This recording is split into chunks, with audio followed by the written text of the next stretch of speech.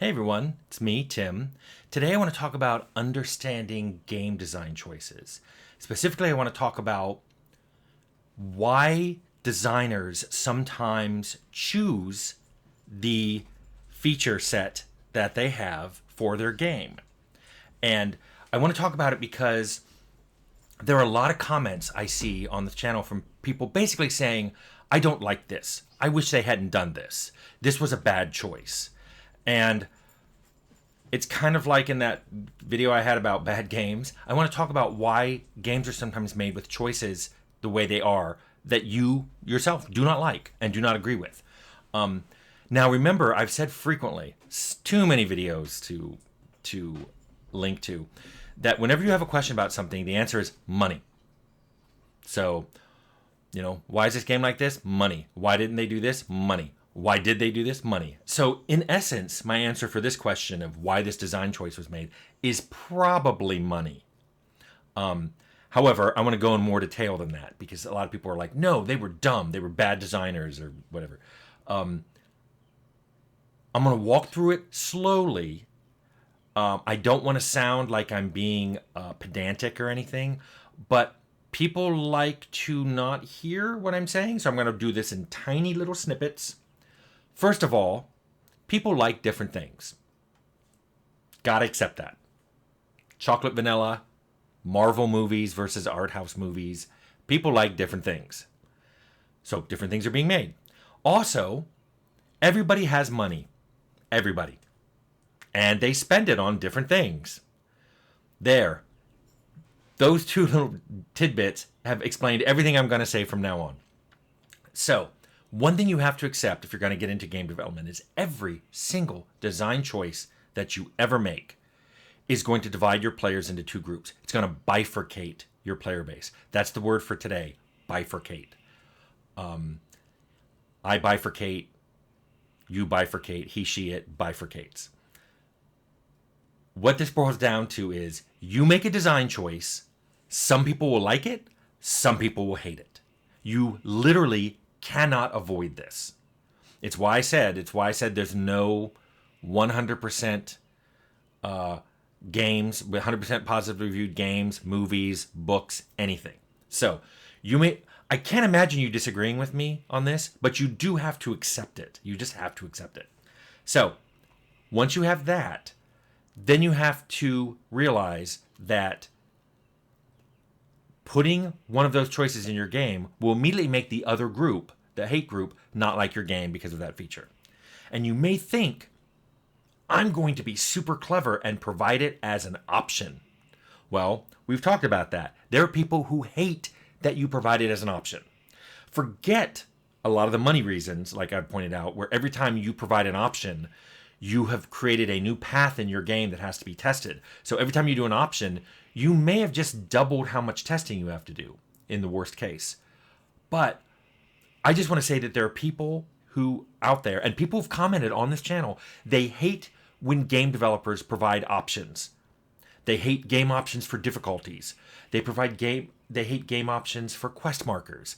They hate game options for how skills are displayed in dialogue. Should I show you the skill being used? Should I show you what the skill level cutoff was? There are people who want it one particular way and hate all the other ways. And then if you provide it as an option, they hate it. Why do they hate it? A lot of people say, well, this is a perfect example of the designer couldn't make a decision, so he pushed off that decision to us. As opposed to, hey, I'm big on choice and consequence. I'll let you choose. Nope, they want like, just make a game the way you want and I'll play it that way. But then there were a few people who even said, hey, if you give me an option in a game, I will sometimes use that option to pick a setting that I don't like, and then I won't like your game, even though I was the one who picked that setting that made me not like your game. It was very difficult for me to follow this line of logic, but several people on this channel have effectively said that. You let me save anywhere, I'll save scum and hate your game. You let me pick a easy difficulty, I'll find your game unchallenging and I won't like your game. Okay? Now, just to complete this Venn diagram of designers and choice, there is a group of people who will hate if you don't provide those options. So let me fill out that circle for you fellow game developers. If you can do something either A or B, there will be people hate if you do A. There will be people who hate if you do B. There will be people if you put a game option in so you can pick between A and B. And then there will be people who hate if you put in a game option to pick between A and B. So, boom, you're not going to get 100% no matter how clever you think you're going to be in your game's options. So, what does all this add up to? Here is the basic, simple, fundamental thing I'm saying here. You cannot please 100% of your player base with any game. With any feature set you come up with any design ideas, settings, cool mechanics, you are not going to make 100% of the people happy. I think you have to accept that. If anybody thinks I'm wrong, please make a good argument in the comments below. So, but once you accept that, so accept it, okay. Now you have to understand that every decision you make as a game designer you're going to have to try to piss off the smallest group. Now, I could say that nicely and say you're going to try to bifurcate and have the biggest group of players want to play your game. But what it really means is you're trying to minimize that group that you're pissing off. Now, if you out there are in that smallest group, that's why you see games that you don't like. Lots of other people like them, and you don't. You're in that small little segment of people who want a game to be a certain way. And because of money, remember I mentioned money earlier? There aren't enough of you to get that game. That's why I'm encouraging a lot of you to make games. Go ahead and make that game you want. I'm not going to say it's going to sell well. I'm not going to say it's going to review well, but that's the surefire way of getting the game you want. And those people who like games that are different than the ones you like, they're not stupid. They're not naive. They're not ignorant about games. They just have different tastes than you do. I don't know why this is so hard for people to accept. It's like they have to justify that their taste is different by saying that other people are dumb or naive or they don't know any better. No, they just have different tastes than you, and they spend money too. So everything comes down to money. It's all money. You're seeing games you don't like? Money.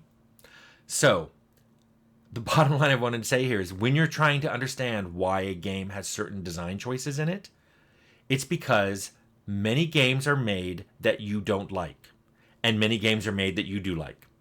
And that's why you see the games you don't like, because there's a whole bunch of people out there with a whole bunch of different tastes, and they all have money. And that's why Steam has so many games on it, because there are a lot of people trying to hit all those different demographics, and you aren't in every demographic. And that is the good and horrible thing about game development. And as a game player, you're just going to have to accept a lot of games are going to come out that you don't like, because games are going to come out that you do like. And you can't get one without the other. It's the whole darkness, light, good, evil, choice, consequent thing that I've talked about for a year now. That's why game design choices are made the way they are. And there's no avoiding it. So if you want to get into game development, understand that. You're going to make decisions that some people are going to love and some people are going to ridicule. And you're never going to find a game decision that won't bifurcate people into those two groups. So if you're getting into game development, good luck.